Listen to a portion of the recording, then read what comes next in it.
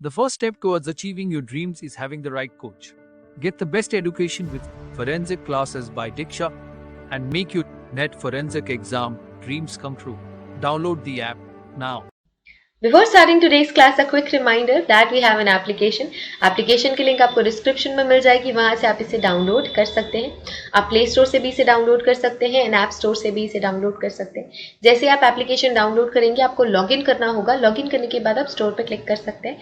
Store में आपको course list मिलेगी। इस कोर्स लिस्ट में से आप अपना डिजायर्ड कोर्स सेलेक्ट कर सकते हैं, एनरोल कर सकते हैं।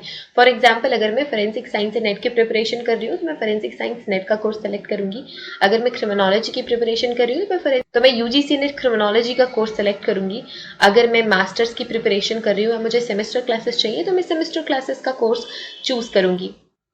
फॉर एग्जाम्पल, अगर मैं यूजीसी नेट फोरेंसिक साइंस की प्रिपरेशन कर रही हूँ तो मैं फोरेंसिक साइंस का कोर्स चूज करूंगी। अगर मैं क्रिमिनोलॉजी की प्रिपरेशन कर रही हूँ तो मैं क्रिमिनोलॉजी का कोर्स चूज करूंगी।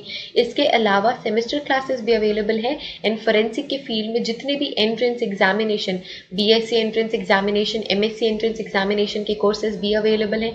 इसके अलावा साइंटिफिक ऑफिसर, साइंटिफिक असिस्टेंट के कोर्सेज भी अवेलेबल हैं। तो आप अगर किसी भी एंट्रेंस एग्जामिनेशन, किसी भी कॉम्पिटिटिव एग्जामिनेशन की प्रिपरेशन कर रहे हैं फोरेंसिक साइंस या क्रिमिनोलॉजी के फील्ड से, तो वो सारी की सारी क्लासेस आपको सिर्फ और सिर्फ मिलेंगी हमारे एप्लीकेशन पे। तो हमारा एप्लीकेशन डाउनलोड आप कर सकते हैं। Get to download our application and start your preparation with us.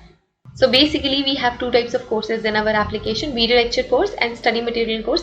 So video lecture course में आपको सारी की सारी चीजें मिलती हैं, video lectures, PDF, study material, mock test, previous year question paper, everything. Study material course में आपको सिर्फ और सिर्फ study material, previous year question papers और मॉक टेस्ट मिलते हैं, वीडियो लेक्चर्स उसमें इंक्लूडेड नहीं होते हैं। So that's the basic difference between video lecture course and study material course. So it's clear now. You can join these classes according to your preparation and start preparing with us. Hello everyone, welcome to today's class. और आज की class में हम पढ़ रहे हैं bullying and types of bullying. So bullying बहुत ही ज़्यादा कॉमन टर्मिनोलॉजी आपने ज़रूर सुनी होगी एंड टाइप्स ऑफ बुलिंग आज की क्लास में हम कंप्लीट करेंगे। इंट्रोडक्शन देखेंगे, आपके फोरेंसिक साइकोलॉजी में बुलिंग आती है। तो लेट्स अंडरस्टैंड बुलिंग। तो बुलिंग को अगर हम डिफाइन करना चाहें तो हम ये कह सकते हैं, bullying is unwanted aggressive behaviour among school aged children. तो most of the time school age children में देखने को ये मिलती है, बट बुलिंग के और भी कई तरीके हो सकते हैं। सिर्फ स्कूल एज चिल्ड्रंस में ही ये नहीं होती है, जो बड़े होते हैं, जैसे कि आप ऑफिस में भी बुली हो सकते हैं या फिर आप कॉलेज में बुली हो सकते हैं। रैगिंग भी एक स्मॉल पार्ट है इसका, आप ये बोल सकते हो। Ragging is again a different thing, but you can relate it with bullying, है ना। जो सीनियर्स होते हैं वो जूनियर्स को परेशान करते हैं, उनसे अपना काम करवाते हैं, it is a kind of bullying.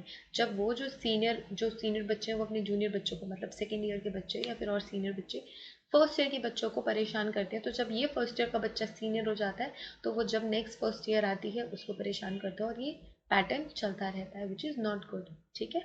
So bullying is unwanted aggressive behaviour that involves a real and perceived power of imbalance. The behavior is repeated, जो कि मैंने अभी बोला, ये साइकिल चलता रहता है। This behaviour is repeated and has the potential to be repeated. ये जो प्रोसेस है या जो ये पैटर्न है, बुलिंग का जो पैटर्न है, ये वापस रिपीट होता रहता है और वापस से सर्कल में भी रिपीट होने के पूरे पूरे चांसेस होते हैं ओवर टाइम। जैसे कि मैंने बोला कि अभी जो फर्स्ट ईयर में है, अगले साल वो सेकेंड ईयर में जाके फर्स्ट ईयर के बच्चों को परेशान करेगा, है ना। बोथ किड्स फिर ये सोचते हैं ना कि जब हमारे साथ ये हुआ तो हम उनके साथ क्यों ना करें, राइट। जो हमने परेशानी फेस करी है वो उनको भी फेस करनी चाहिए। Both kids who are bullied and who bully others may have serious and lasting problems. तो ये दोनों को ही प्रॉब्लम हो सकती है। वो बच्चा जो विक्टिम है, जो बुली हो रहा है, और जो बुली कर रहा है, वो सारे के सारे लोग जो बुलिंग में इन्वॉल्व हैं, चाहे वो विक्टिम हो चाहे वो बुली हो, दोनों ही परेशान होते हैं, लॉन्ग लास्टिंग प्रॉब्लम हो जाती है। ठीक है। In order to be considered bullying the behaviour must be aggressive. अब एक एलिमेंट ये है कि बिहेवियर अग्रेसिव होना चाहिए। ठीक है। अग्रेसिव बिहेवियर ही रहता है, जो बुली कर रहा है किसी विक्टिम को, उसका जो बिहेवियर है वो अग्रेसिव ही होता है। एंड इसमें दो चीज़ें इंक्लूड होती है। पहला तो होता है an imbalance of power and then repetition. ये दो चीज़ें इसमें इंक्लूड होती है।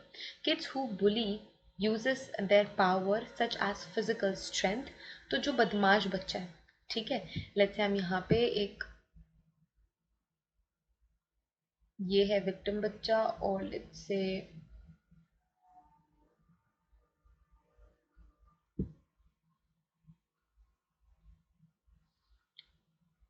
मैंने सींग भी बना दी है सो दैट आपको ये समझ में आए कि ये वो पर्सन है जो अपना फिजिकल स्ट्रेंथ लगा रहा है इस विक्टिम पे।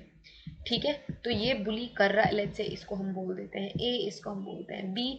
सो बी बुली कर रहा है ए को। ठीक है, सो वो वाला बच्चा, let's say B, bully uses their power such as physical strength, access to embarrassing information or popularity to control or harm others।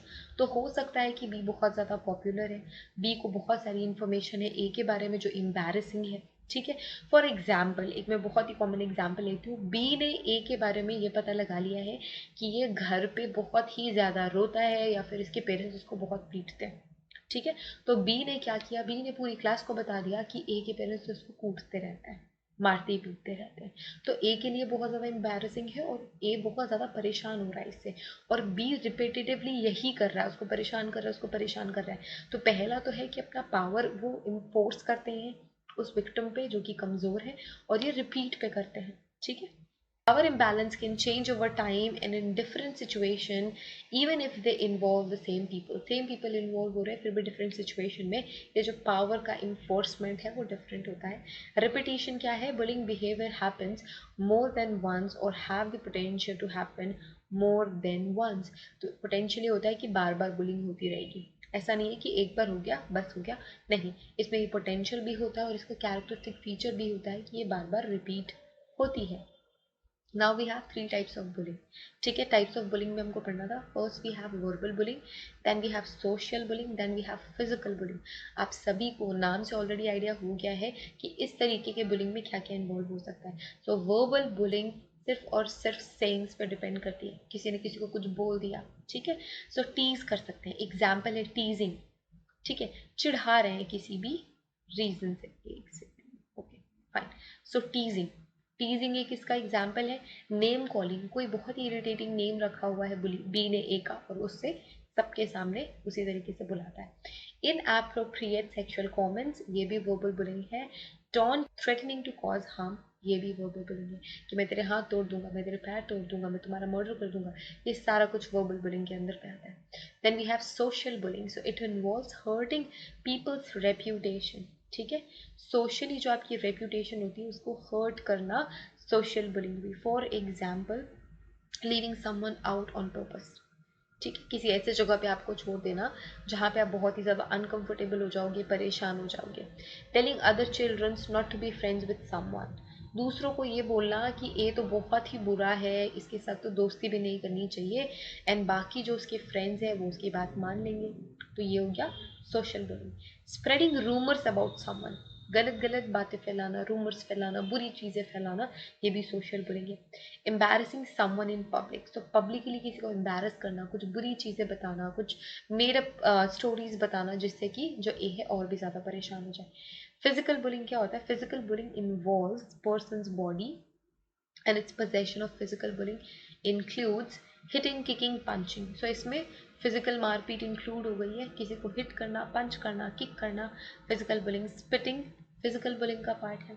ठीक है, ट्रिपिंग और पुशिंग फिजिकल बुलिंग का पार्ट है। टेकिंग और ब्रेकिंग समवन्स थिंग्स, ये भी physical bullying का part है। मेकिंग मीन और रूड हैंड जेस्चर्स, ये भी फिजिकल बुलिंग का पार्ट है।